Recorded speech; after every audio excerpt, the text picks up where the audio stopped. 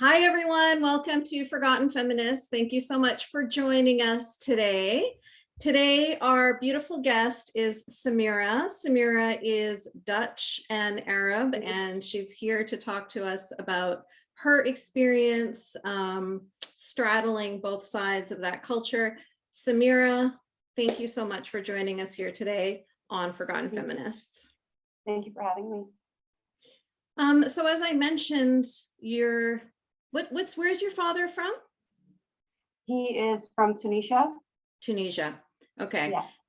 And now Egyptians have this thing lately where they're kind of not really considering themselves Arab because they're not, they're North African. Are Tunisians doing something like that too? Like, is it okay if I say that you're part Arab? Was that allowed? Yeah, they would consider themselves Arab. I would say so. Yeah. Yeah. Because the culture is really similar, I guess. Because Tunisia was a French colony until 59, I think, they really tried to go back to their roots. And so being Arab is actually very important. Being a part of that is very important. Okay. Okay. So tell me what it was like growing up in Europe with, so you grew up in Denmark, correct? Yes, ma'am. Yeah, and your mom is Danish and your dad is Tunisian. Yes. And so tell us about that. Tell us what that was like being, first generation from both both cultures. Yeah. Well, back then there wasn't a whole lot like me who were mixed. I didn't really consider it back then. I was just, a child. And my father, I only saw him after my parents got divorced. I only saw him every so often. He remarried a Tunisian woman and they had a couple of children.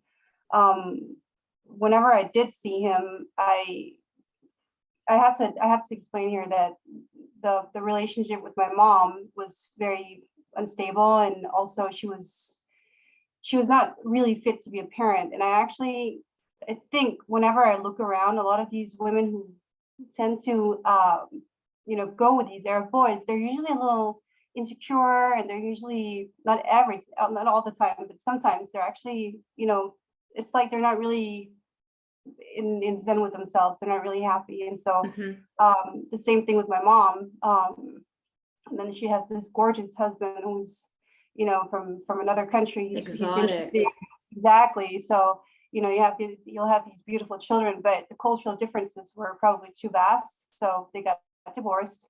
So my dad's influence on me was actually very, very big because, another thing is the Arab culture, and partly also the religion, is actually very, very strong compared to Danish culture. This culture before the Arabs came here or the Muslims came here was very silly and goofy, and we didn't have a whole lot of cares in the world. So the Arab culture, and actually everywhere that I go, I've lived in America as well, the Arab culture is very, very strong whenever it roots somewhere, and therefore also Islam, which is why we're seeing Islam rising everywhere. So he had a really big impact on me. I wouldn't call him like very, very fanatically Muslim at that time, but he still had some elements of the Arab culture, Islam especially. I have a brother and then I have a sister, and for a long time it was just the three of us until I was 20. And he would favor my brother so much because it was a boy. And this is very, very common. This is called common knowledge as well, that this is the way that you're supposed to treat boys. You put them up on this pedestal and hope that pray to God that they're going to take care of you whenever you're told to take care of yourself, which is just, they're not going to do that. They're not going to put you in a foster home regardless. So keep praying. So he was very aggressive at that time. My dad, he was very, he wouldn't hit me, but he was just, his whole character was very, very aggressive. I remember him being like that. And so, but he was the most like steady part in my life. He didn't drink, he didn't have tantrums like my mom did and stuff. So, somehow he was actually more stable for me and has actually had a bigger influence on me yeah, so. Mm-hmm. So when you say the Arab part was stronger, I totally get that growing up in Canada. And I guess I would even say that it's more dominating. So yeah. So my Canadian side of my life was very sort of open and um, accommodating, whereas the Arab or Muslim things were like black and white. And Very much. so, yeah, so you kind of really, as a child, you weren't given a choice when it came to those aspects. Whereas when it came to the Canadian stuff, it was like, give or take, up to you. Yeah. Yeah. So no one from the Canadian culture was forcing me to do anything. I was No. not being, yeah. And that's actually why it's difficult for a lot of these children who, like myself, are mixed, to find a balance between the one culture and the other culture. And usually the strongest one wins. So we'll get back, we'll talk about that in a minute, why I actually chose to really convert, because, the Arab, the Muslim culture was just stronger in the end. So when you were growing up with your mom, I take it you kind of had your dad in and out of your life, but when you were a child, did you identify as a Muslim? No, when I turned 12 and I actually started living with him, yes, I did. But up until 12 years old, no, really, I didn't know a whole lot about it. I knew that I was a little different from my classmates, but because I didn't live with him until the age of 12, then no, not really. So tell me about that conversion when you were 12 years old. So horrible. Yeah, but this is a horrible age as it is. You're preteen, and it's just, man, I don't want to go back to that. But so a child who is 12 years old is very, very easy to influence. You can tell them anything and they'll believe it. And so when your father is sitting there telling you, you have to dress up to here, or you have to your brother has to eat first. He didn't say that, but like just the whole thing, the way that the rules were, that you buy into it. Even if they beat you up, you still buy into it. It might not feel nice, but that's the way it is. That's the way we do it here. So I actually started trying fasting for the first time when I was 12 years old. It was, I know it says in the Quran that you're supposed to do it from that early on, or even 10, I think, but I actually remember fainting. I don't believe that you're supposed to be fasting for an entire month from dusk till dawn as a child. It's just not healthy. Especially when you're in the north, and in the, sometimes in the summer, the sun doesn't set till like 10 p.m. or later. Yeah, I remember those days. Yeah, and I had to start fasting when I was like 7 years old. And before that, it's encouraged, and they're all like, yeah, to be a good girl, don't you want to be grown up? And so you almost want to starve yourself. You want to suffer because you want you want them to be proud of you, or, you're a kid. It's like you were describing, even, they're telling you how to dress. They're telling you when to eat. They're telling you, I remember having to get up for those prayers that were before the sun rises. Like I was just telling my daughter the other day, I'm like, my entire childhood, I was sleep deprived. I don't even know how I understood anything in school, because you don't go back to sleep afterwards. You just have to go to school at around, 7:30, 8 o'clock. And, but you do it because you're a kid and you don't see any other options. And, all that it's literally abuse. It's child abuse, but it's perfectly normalized. Yeah. So did your dad ask you to wear hijab then when you were 12 years old? He didn't ask me to, but I tried it just to, like you just said, to please him, to be a good girl, and to because that's what we do. That's usually what people do, or children do. They try and please their parents. So this was But back then, this was back in the 90s, it wasn't common for girls to wear it, and I didn't like the attention because it actually got more attention wearing it back then. So I didn't wear it for very long until I turned a little older, until, yeah, a lot older actually. But yeah, but when I finally did put it on, it was like the whole fucking selfie thing all the way down to my knee. So, yeah, I saw the picture. Yeah. I was like, oh, you're one of those girls, hey? I was. I would be allowed to be friends with you. Because even the girls that wear like the fancy hijabs that they do these days, right? Like the little ones, like, yeah, there would no way that would be allowed, or makeup, or their tight jeans. Jeans, are you kidding me? I wasn't even allowed to wear pants at all. Like, yeah, I was not allowed to be friends with those girls. But yeah, that whole thing you had going on there, that was, yeah. It's like the Somali way, I think, the big long, Well, I don't forgot what it's called. The Salafi, yeah, but it's, very common among Tunisian girls now after the revolution. Because before the revolution, they didn't really, they weren't allowed to, I think, actually, by Ben Ali.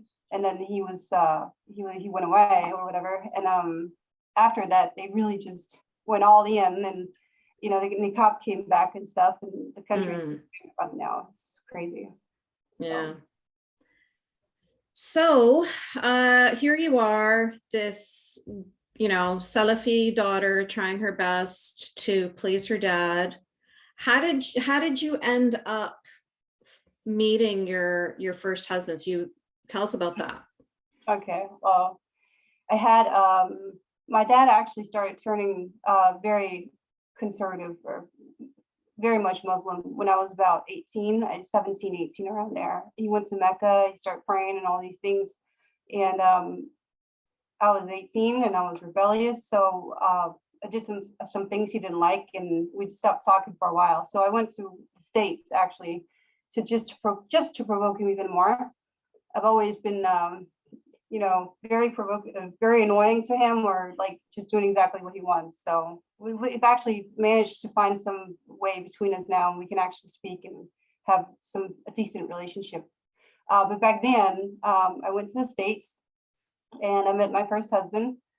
I loved it there. I loved America so much.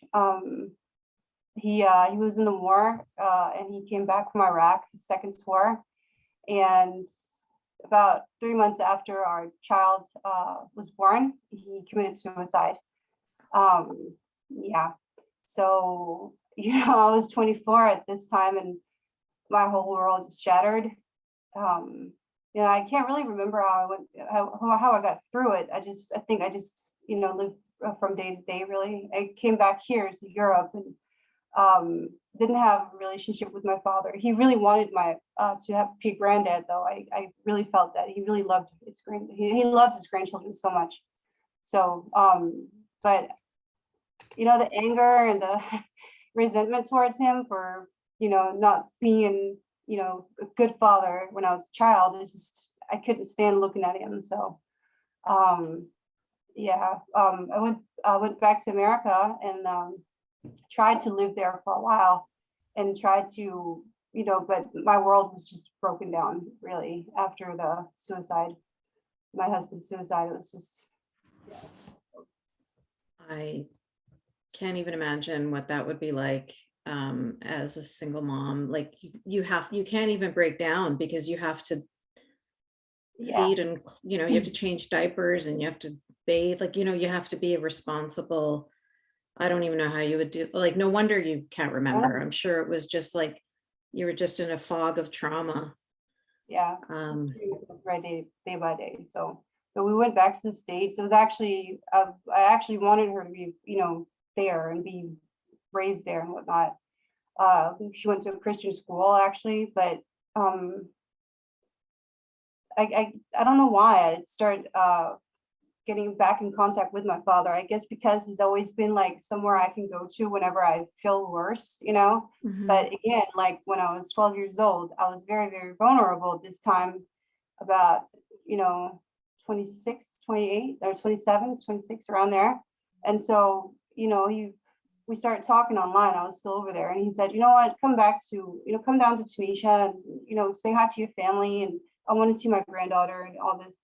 So, from, I don't know, I guess out of insanity or something, I started, reading the Quran again, and I started trying to find some comfort there. And, it seems ridiculous now when I'm thinking about it. No, Like, Samira, I don't think it was out of insanity. I think you were completely broken and oh, you felt completely alone. And this was the one sort of candle in the darkness where he said, come, I'll take care of you, basically. yeah, It's a safe, warm place to land. Of course you're going to go for it, and if we can rewind back to what you were talking about, your mom and her converting to Islam and the similarity between her and so many other women who convert to Islam. In my experience, most of the women that I've spoken to, when they convert to Islam, they are in a state of what you've just described. They're in a traumatic place in their life. They've either been victims of, child abuse or domestic abuse. They're looking for some sort of guidance, some sort of comfort. And Islam is black and white. It is so simple. It is so easy. This is the truth. Everything else is a lie. You only have to read one book. Like, it couldn't be more simple. And when you're in a state of, just in just manic, discomfort and trauma, having something so simple and so easy. And also, honestly, the rhythmic sort of the reading of the Quran, the praying 5 times a day, like the putting your shoes on right foot first, like all of that OCD stuff, it kind of, it's honestly, it's like hypnotic, and it's like when people join the military, they talk about how if they grew up in like bad childhoods, joining the military helped them because it gave them such structure. I mean, Islam could not possibly be more structured. Every single moment of your day is outlined for you, and there's no thinking involved. And when you're going through, when you're having panic attacks and when you're full of anxiety, you can't make decisions. The best thing in the world is for someone to, to know exactly, that you never have to think. And so give yourself a break. I think that, it makes so much sense to me from the outside looking in, why you would want to go to your dad and why you would start reading Quran and why you would wear hijab again and why you would go back into that world. And as soon as you healed, what did you do? I left. Yeah. I did. Took a couple of years, but I did. Yeah. Mm-hmm. And what was that like? How did your dad react to you doing this? When I came back to Islam? No, when you left Islam. Oh my God. We didn't speak for a couple of years. I actually, again, just to be, just to annoy him, I actually took it off right in front of him and said, fuck you. And I left. Because I've always been very rebellious too, so I just came to a point where I've just had it. Enough is enough, man. So yeah. Wow. That's the best story I've ever heard.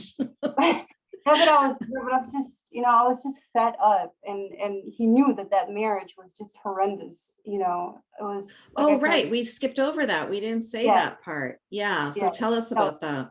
Well, I went down there, and oh my gosh, it was it was heaven. It was nice and warm. The food was really, really good and healthy. My daughter was playing outside, being a little free girl. Like, it was just the family seemed very warm and welcoming, but it actually, because we stayed down there, I stayed there for 2 years on and off. But it took me a long time to understand the reason why they're nice to you is because you're from Europe. They're not trying to, they want to take advantage of you, maslaha. So they know you have money, so that's what they're in it for. But yeah, I started talking to my cousin, and he took me over to my dad's house down there, and I said, my dad told me, like, why don't you marry Mohammed? You know, he's nice, he looks nice, you look good together and whatnot. And just, you know, people ask me, like, was it a arranged marriage? No, it wasn't arranged, but, you know, again, you know, you're gonna have a happy father here if you say yes to this. So Yeah. I mean, you just do things, and it was, you know, I fell in love with the whole scenery down there, and my aunt, his mother, was just, I loved her so much. I still send her flowers and pictures and stuff. We still talk. I don't know if she can actually read my horrible French, but I think so. So, you know, I knew that it was either this is going to be a disaster or it's going to be great, because, you know, and I just want to point out that I didn't know my cousin. I had never met him before, up until the end. And it's very common in that culture to marry within cousins. So, Yeah.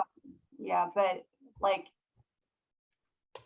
about, I don't know, 4 days after the marriage started, the whole thing started, you know, just being horrendous. And I don't think that he worked for one day. The whole time we were married, he didn't work once, because he knew that I had money. I had money from Denmark. I went to school here, and so we get tuition and stuff. So he didn't want to do anything, you know.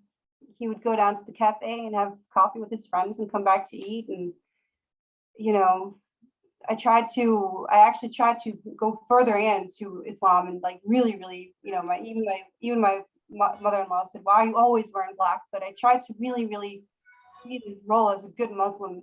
Maybe he's going to help me, you know, side me, help me. But it never changed anything.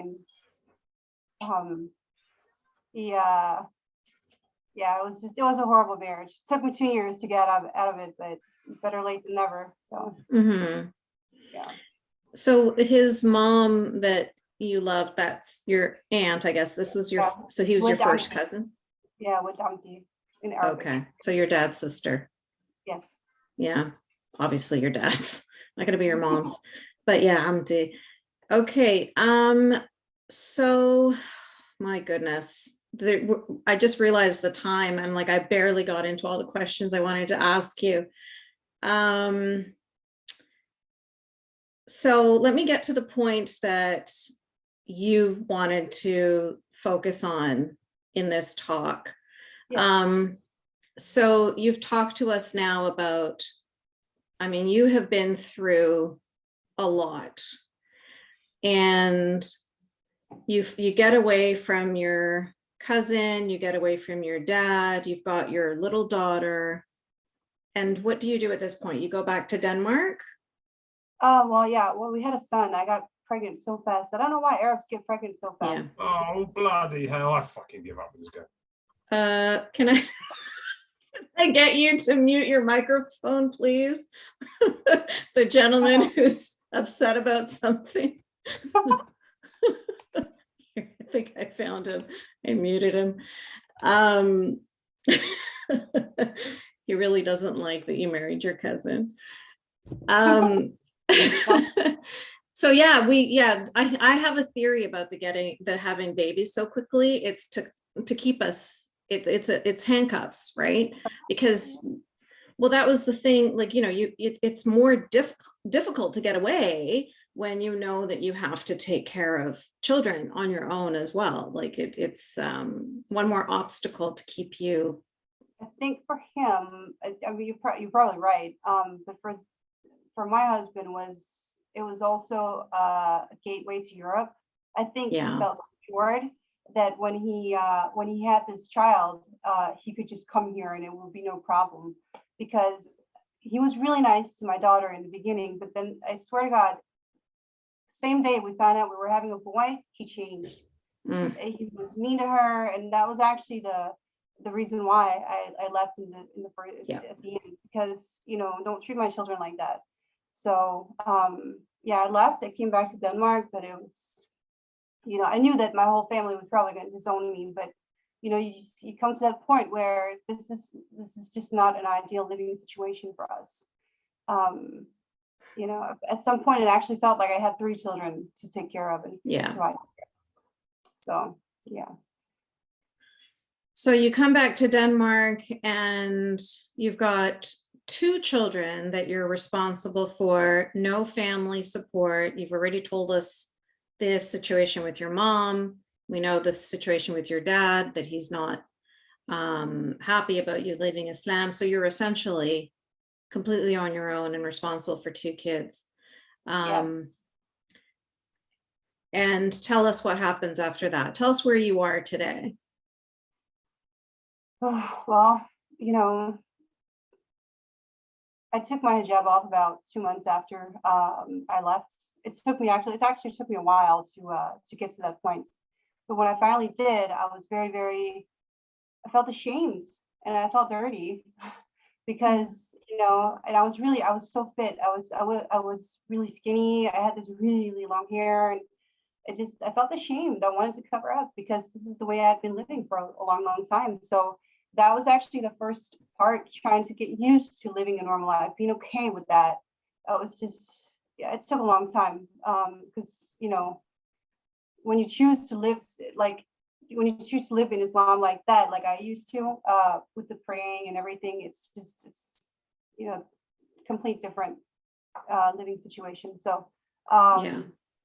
but now I've actually found some comfort in helping others, which is why I'm doing this as well, because we have a group here for former Muslims. I've actually found out that there's a lot of them everywhere now, which is a good thing. You know, people are actually waking up and daring to leave this religion. So, you know, first step, and it's very, very comforting trying to see these girls. Some of them are girls that I've helped, really just going from being scared and indoctrinated and whatnot, and then going to, you know, be free and happy and smiling and everything. So it's just so beautiful to experience. So you obviously are an inspirational story, because what you've gone through is so much more than what the average person would have gone through. And when they look at you and they think, well, if Samira did it, then I certainly can, because I don't have as many obstacles in front of me as she did.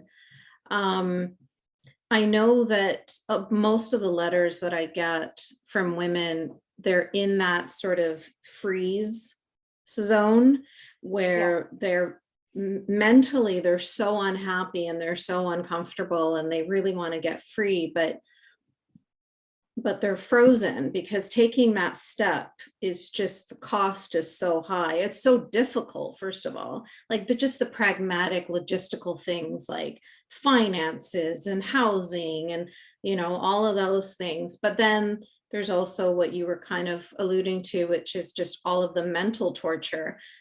Just the modesty culture stuff alone, like you could write an entire book on how damaging that is and how long it takes before you don't feel ashamed of your body anymore, and that you can actually love yourself and love who you are and love your body, love your hair, love your skin, you know, and be, you know, be unashamed. Like, it's just so weird that we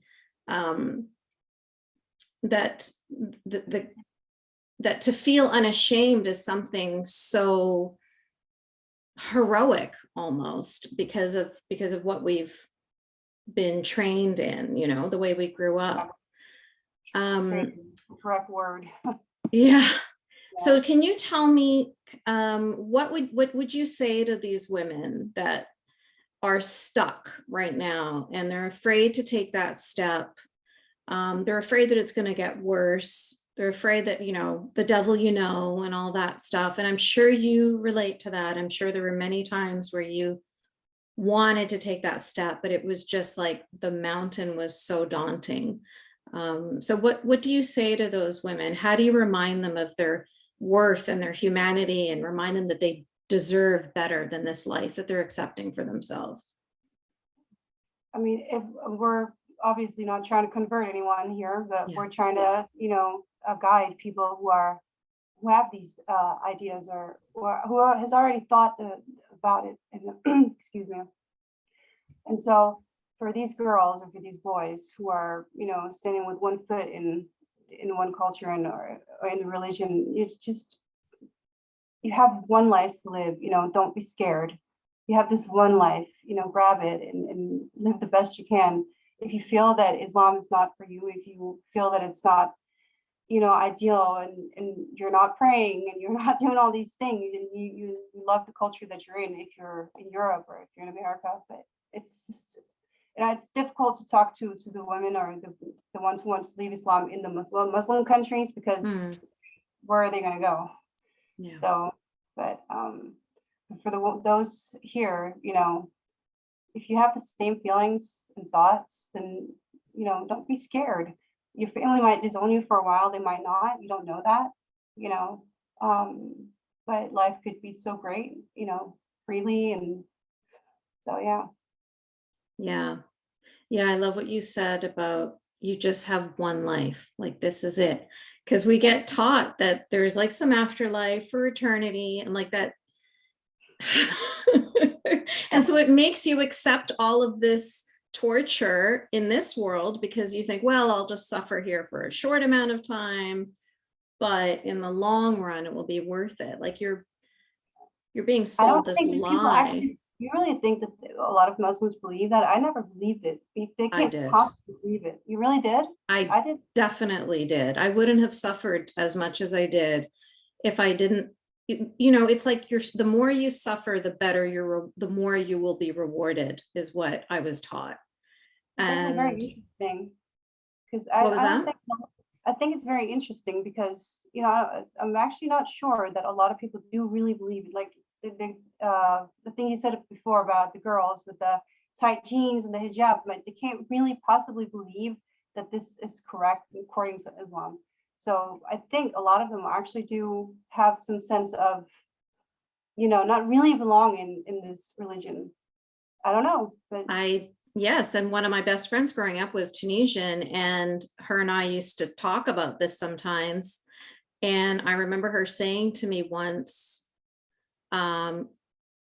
you gotta hedge your bets, like what if there is an afterlife, and what if there is a heaven and hell, and you can't denounce Islam, you can't just live your life happily, because then there is a chance that you could end up in hell.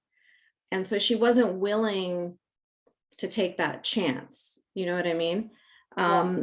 Of course, it's different if, like you said, we're not trying to convert anybody. So for people that are still believers, okay, all the power to you, continue to believe. But for the people that don't believe in this anymore, I mean, I don't know if this happened to you, but for me, even when I didn't believe in Allah anymore, I was still afraid of hell.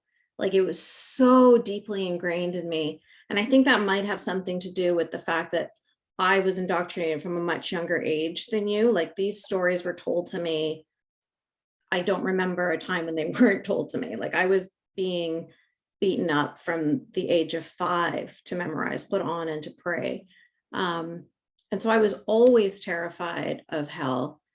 And so even when I didn't believe in anything anymore, I still had that fear. I still had that anxiety. Like, it takes so long to clean all that stuff out of your system.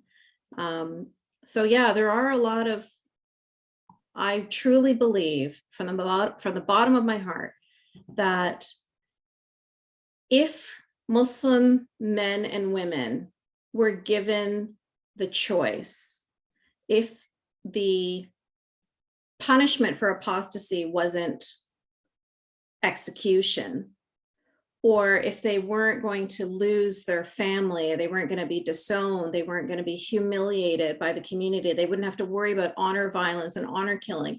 If there were no violent consequences to choosing to leave Islam, allowing them to be free thinkers, if they lived in truly secular societies and their families were truly open-minded, most people would not be following this. And I tell you why, like 99.9% of women would not be following this. I can't even imagine why. Like, it's a horrible religion for women. It's a religion that demands that you accept that your husband beat you. It demands that you accept that your husband raped you. Like, if you're lucky enough to not be married to a man who does those things, that's great. But No, if you are, he has like the almighty Allah, creator of the universe, gave him this permission. So yeah, I just think that given the choice, most people wouldn't follow this. But the problem is most of us were never given the choice. no, that's actually very interesting, because another thing I think would actually help this is if Muslims were allowed to be objective regarding Islam. You know, that's the whole problem. That they don't really, Yes. they don't teach their children. They teach their children, you know, this is the only way you're supposed to think, feel, and what you're supposed to do. And if you question it, we're gonna beat the shit out of you, basically. You know, so what societies could do, or the governments everywhere should do, and I really do believe that, is trying to teach these children, you know, different sides of Islam. Yeah. That would actually help a little bit. Yeah. But, or at least encourage critical thinking skills instead of discouraging it and punishing critical thinking. All right. Thank you so much, Samira, for that advice. I hope that we have some listeners. I'm sure we do have some listeners today that are going to get some value from that, because like you said, it's both men and women that can be stuck in these scenarios. But I feel like all of the chains that on women, those chains are much heavier. Okay, so I'm going to open it up to the group now and see if anybody has any questions or comments for Samira. I've got the sun glaring into my laptop, but if you do, just wave at me or turn on your microphone and get involved. I see some chats here that I'll read out for you. So that was the one person that was apologizing for the inadvertent bad language. Had nothing to do with you, Samira. All good. We won't say your name publicly. Erkan, I think you were trying to say something there, but I only got one. Were you trying to say theocracies? Oh no, theodicy, right? You know, theodicies.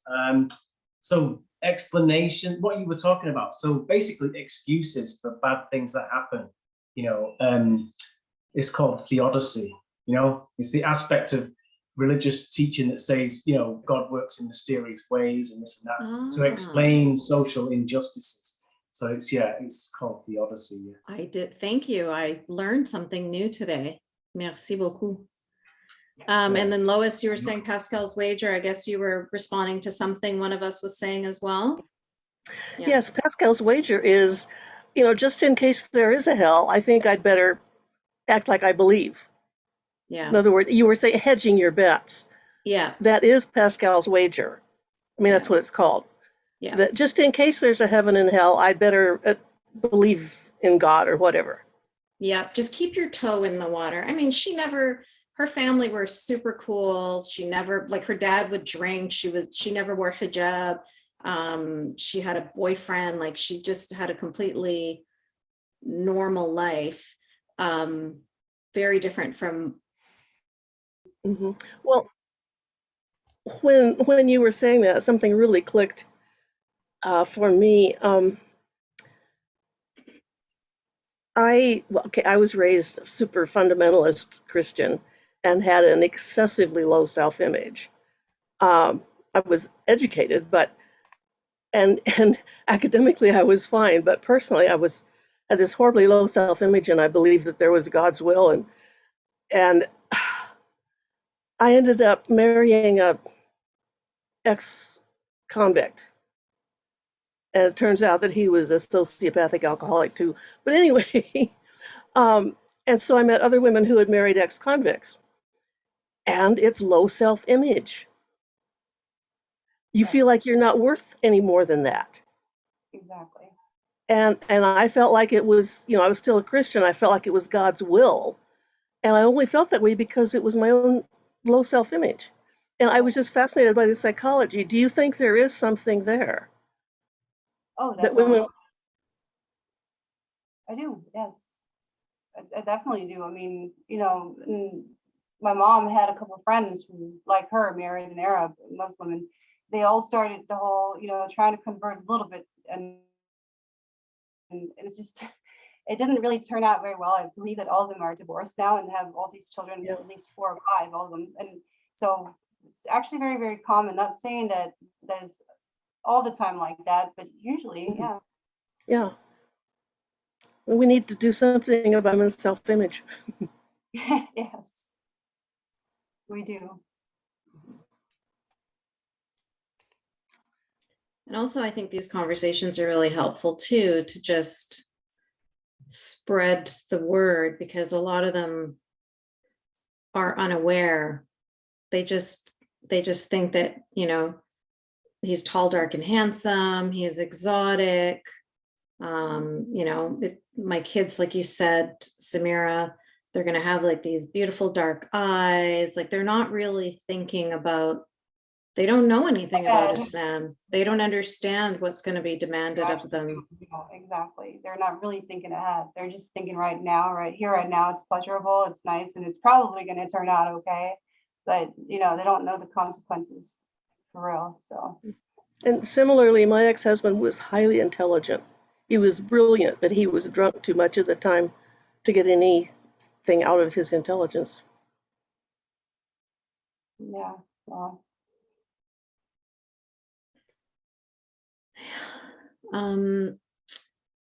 So thank you, Lois. Sorry about the gin there that took me away. Glad that you all stayed and that we all started back up again. Erkan. Hi, thanks. Thanks, Samira. I wondered. So you said you're Danish, right? You're from you're my mother is Danish. Yes, half and half. Yeah. Yeah. All right. Yeah, I wonder what because Denmark is famously like one of the most secular countries in the world and one of the most non-religious countries in the world. And then of course we have the controversies with the cartoons, the Danish cartoons, and one thing and another. And I wonder, you know, because it's been the subject of sociological studies by people like Phil Zuckerman and that kind of thing, because it's really one of the most, you know, atheistic countries in the world. And I wonder what are your impressions of Danish society vis-a-vis kind of Islam, really? How do you feel? Is it hostile? Is it kind of friendly generally? How do you, as an ex-Muslim, and how do you feel as an ex-Muslim living there? No, are you asking me what I feel, that how Danish are towards Muslims? Sorry? I didn't get the question. Can you repeat it? I mean, I'm just saying how, well, it was kind of 2 questions in one, really. But I mean, the first one was like, how do you feel about, how is Danish society towards kind of Muslims, first of all? And then how do you feel as an ex-Muslim, maybe, you know, living there? What are your impressions, I mean, of Danish society towards? It's changed a lot. When I was younger, people were afraid of Muslims. People were afraid. They didn't know what it was, you know, but up in towards well, now it's actually I can put it this way: Hizb-ut-Tahrir, you know who Hizb-ut-Tahrir is? They actually are allowed here. So yeah, I know Yasmine knows what it is. It's, you know, it's horrendous, and they're not even allowed in other Muslim countries, I believe, but they're actually allowed here, you know. So, and they have almost 200 mosques here. So Islam is really, really growing here, and yeah, I don't know what it's going to end up with. It's actually quite scary. So, and it's actually it's fast, you know, because 20 years ago, you know, just before 9/11, you know, everybody were scared, and then 9/11 came, and everybody were so scared of Muslim and Islam. But then now it's, I don't know what happened, but it's been accepted, and it's everywhere now, pretty much, you know, advertisements, also, you know, girls with hijab. It's just, it makes me sick. So Yeah. it's really Is Islamophilia actually, rather than Islamophobia, right? Islamophilia, yeah. But you know, This isn't even Islam anymore. You said Hizb ut-Tahrir, like those are political Islamists. Like they're not. they're allowed here. Yes, I'm not kidding. So when you say they're allowed here, are they trying to have like a political party? I wouldn't say political party, but they actually did have in front of the parliament a couple of years ago where they did their little prayer thing outside the parliaments. It was the reason it with the shooting down in church something down in Australia, but it was really just a demonstration of power. You know, this is Denmark. Well, here we are praying our Friday prayer. So yeah. Yeah. Um, That sounds a lot like Canada. Canada's Yeah. gone off the deep end in the Yeah. complete opposite direction, to the point that, like you said, Erkan, it's Islamophilia. And it's not even about like diversity and inclusion of Muslims, but it's inclusion of like extremists and, you know, political Islam and dangerous ideologies that are even in Egypt and Saudi Arabia and UAE. These are considered terrorist groups, but in the West, they comfortably, you know, plant their roots. Yeah. Yeah. And on their websites, they're just like saying everything. They just say the truth. They don't even need to hide it. They're just like talking about, you know, how people who leave Islam need to be killed. Homosexuals are an abomination. You know, they'll be preaching like in Victoria, BC, Canada. They're like preaching in the mosques about how filthy and dirty Jews and gay people are. And it's everything's cool. It's totally fine. This is why I'm interested in the way France is sort of alert to the difference between a Muslim and an Islamist, because countries, it sounds like definitely not Denmark and definitely not Canada. They think it's one and the same. Are the media presenting all this? How are the media presenting like Islam and Muslims in Canada? Because here they're pretty much just trying to wash it all away. Like, no, there's no problem here. You know, yeah. Same thing. Okay. Yeah. Well, years ago, we had, I think one of the most stupidest things to happen was Obama said 99% of Muslims are peaceful, loving people, or something like that. Yeah. And so then it's like everybody listens to him, right? So he set that kind of absolute truth for everybody to follow at that point. And even though reality disagreed with his statement, that's kind of what was in everybody's mind. And so ever since then, it's kind of, well, even before that, I mean, I think it was a post 9/11 thing where, yeah, the pendulum swung the other way. They were first, yes, they're afraid of Muslims because, you know, 9/11. And then they had to go swing in the complete opposite direction where everything about Islam is lovely and wonderful. They're fine to criticize Christianity. Like, look at them now. I don't know if you're aware of American politics, but they're all losing their minds over the federal government, like Roe v. Wade. So now each state will have to decide abortion laws for itself.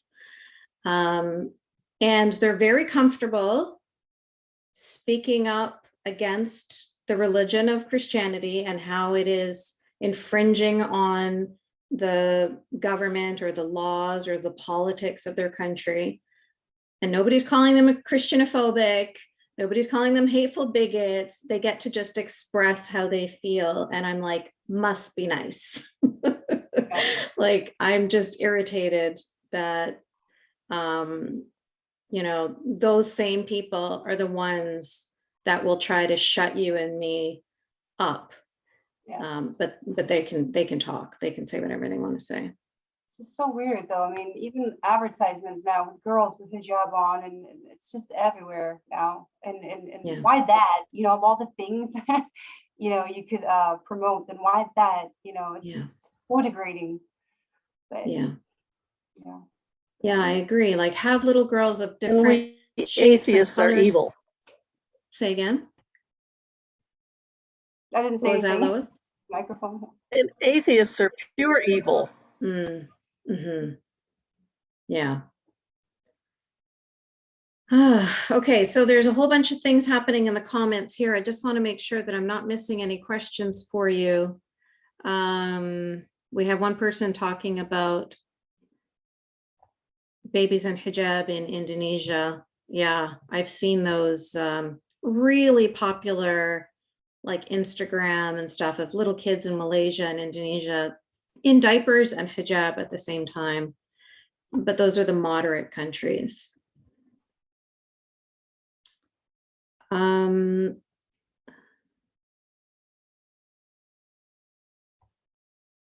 So there's one person saying that he went through a similar journey from belief, but with far less pressure and requiring far, far less bravery. So he just wants to thank you for your bravery. Yeah, and Ingrid is asking, so hijab is about modesty, so babies are not modest enough, right? Yeah. It's about like to cover her so that she's not gonna like cause fitna, cause a man to like rape her because because it's a baby. A baby needs to be covered up so that men don't harass her. Like, Yeah.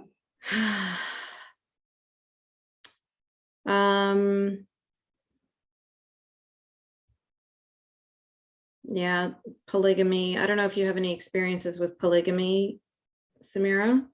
Well, did you see it in Tunisia? Is it common there? No, it's actually illegal there. As far as I know, yeah, I think my dad actually told me that it was illegal. Nice. The former president, he actually banned it, but I mean, people still do it.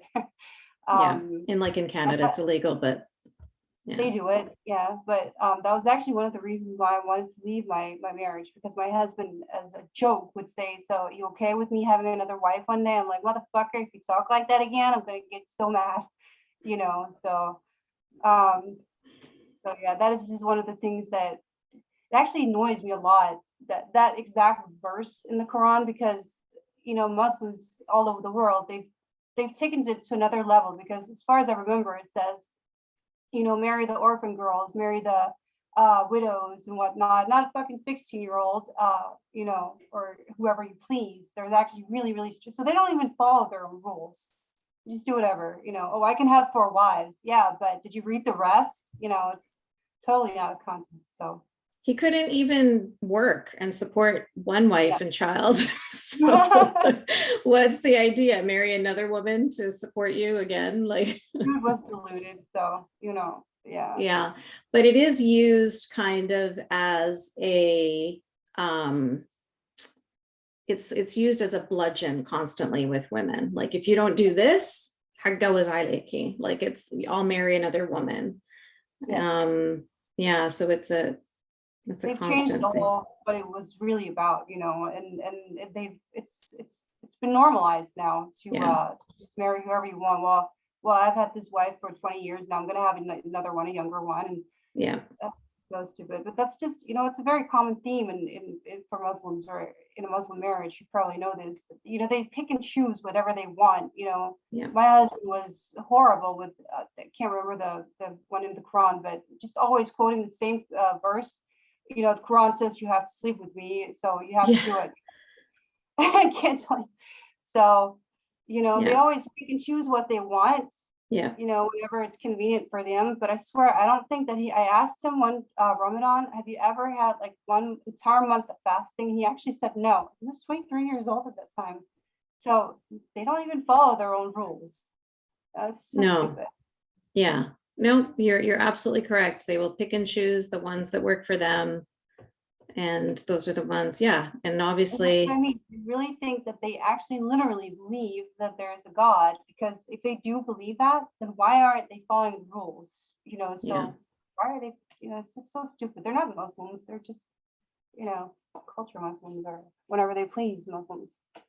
Yeah, busy judging everybody else.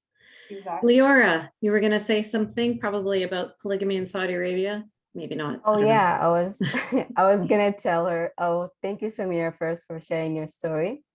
I'm so glad to hear it and privileged. But what I was saying is that my father is married to 4 women. Wow. So they brag about it everywhere they go. They say, oh, I'm married to 4 women, because in the Arab and Muslim world, he's considered someone as strong and Great. rich, right? Yes. And the good woman is the one who accepts him Mhm. getting married over and over again and not even open her mouth to say anything. Wow. So imagine the stress they go through, knowing that this man is allowed to marry 4 women and she has to be silent about it. Yeah. Yeah. No, I could not do that. Never. Me too. Yeah, because Yeah. they say if you say anything about it, that makes you a bad person, because this has Mhm. been sanctioned by Allah. So who are you to have a Yeah. problem with Allah's rules? Funny though, it's one of So, the only laws they actually technically follow. What about the rest, you know? yeah. No, when it comes to like, yeah, things that child marriage, when it comes to polygamy, when it comes to, like I said, beating your wife, raping your wife, all of these things, they know those verses, right?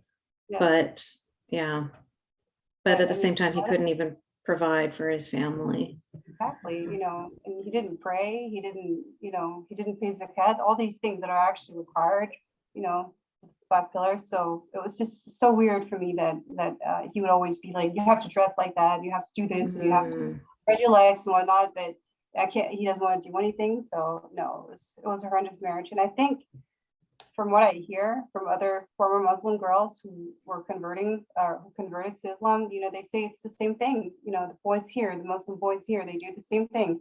They don't want to work. They just want to lay around and act cool and, do whatever they want. So it's actually a very, very big thing about Tunisia, because they put the boys up on this pedestal thinking that they're gonna take care of the parents when they grow up. But if you teach your child, your boy, your son, to just do whatever he wants, he's gonna do just that. He's not gonna provide for you. And I think that's one of the reasons why the work effort and work morals are so low over there, because they don't really have to work. They have their parents to take care of them and whatever. So yeah. probably why the countries aren't really functioning as well as the Western world. Yeah. I was living in teaching in a college in Qatar for many years, and the students that I had were so rich and so spoiled. Like they're pulling up to college in their Porsche Cayenne or Lamborghini or whatever. Like their dad owns like the phone company or something. Like, so the boys were so they're just so spoiled, they're just so soft. But the girls, they were fighting for their lives, because they knew that if they got an education, if they could get some independence, like it meant something to them. But for the boys, they're so used to getting everything all the time, spoiled rotten. Their nanny would be walking behind them carrying his books. Yeah, so we actually had to put a stop to that at our college, where we're like, unless you're a student here, you're not allowed to be here, because it was just, yeah, it was insane. But you see it in the malls. Leora will back me up on this because she's from Saudi Arabia, which is, the Gulf countries have a lot of similarities. But like I met men who had never shaved their own beards. But same for women too. Like I met women who had never washed their own hair. Like they're so incredibly, they're just so used to being taken care of all the time. I can't imagine them ever taking care of somebody else. Like they don't even know how to make their own tea. I try anyway. Yeah, so I completely agree with what you're saying there. So Erkan says here, it completely goes against what biologists tell us about female nature needing a single commitment, but it also confirms what biologists tell us about male nature, the appetite to procreate, sex as much. Yeah, I mean, it's a male religion created by males for males, right? Like 72 virgins in heaven. Like, what woman is going to be like, oh, that's really what I want? Yeah. That's my idea of heaven.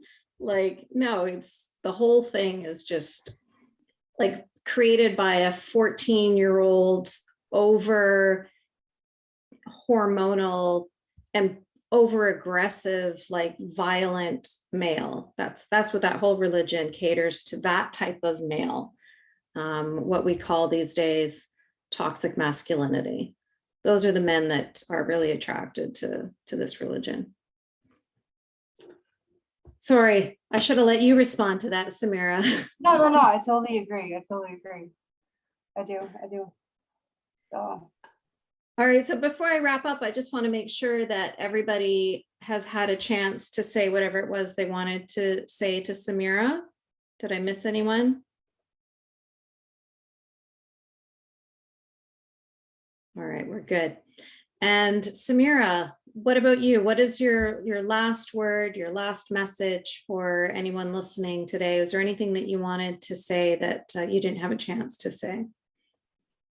You know, well, for the people who wants to break free, you know, again, take a chance, do it, you know, try and get, you know, some money and, you know, get network. You know, we live in the age of information. You can get plenty of information nowadays, network worldwide. So it's not impossible. You just have to believe it's possible. And for all the hating people, selfies and whatnot, sitting and watching right now, hi.